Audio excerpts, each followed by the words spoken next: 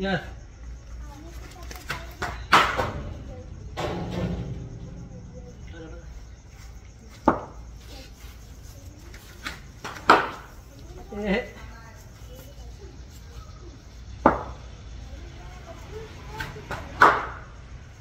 Yes.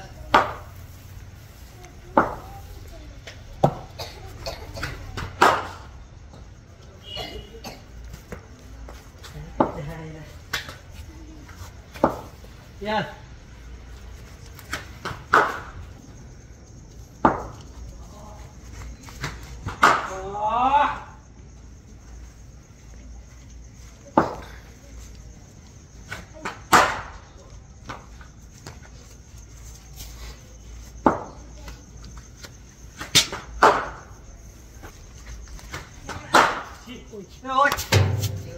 तुम्हाला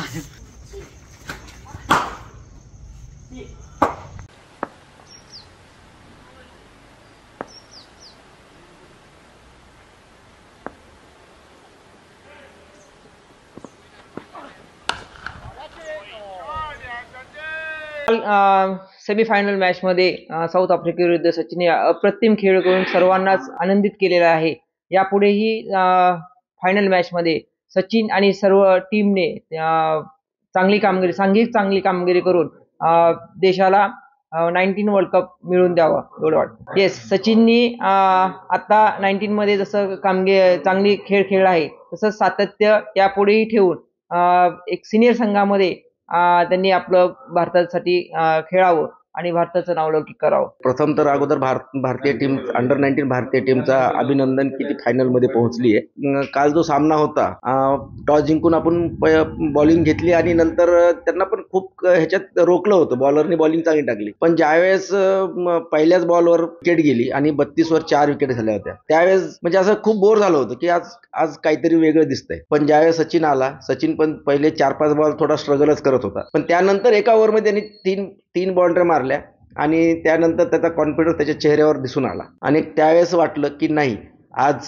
सचिन 100% खेळणार आणि जिंकूनच देऊन जाणार. पण बॅड लक, 96 वर त्याची विकेट गेली, 100 झाली नाही.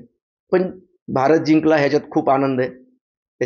भारताच्या विजयापुढे त्याच्या 100 काहीच नाही आहेत. एक पिता म्हणून तर त्यांनी देशासाठी खूप चांगल्या पद्धतीने खेळावा आणि 100% त्यांनी द्यावा इंडियासाठी आणि लवकरात लवकर ते सिनियर क्रिकेट टीममध्ये त्यांनी खेळून चांगला परफॉर्मन्स करा एवढंच अपेक्षा आहे. आणि आता वर्ल्ड कपला फायनल मॅचला जो काय त्याला रोल भेटल आणि जी काय परिस्थिती असेल त्याला सामोरे जाऊन कॉन्फिडन्सली खेळून त्यांनी भारताला वर्ल्ड कप जिंकूनच द्यावा हीच अपेक्षा माझी आहे. 4.5 वर्षाचा असताना तो माझ्याकडे आला आहे सचिन. त्यावेळेस आम्ही फक्त त्याचं प्रॅक्टिस चालू केलं.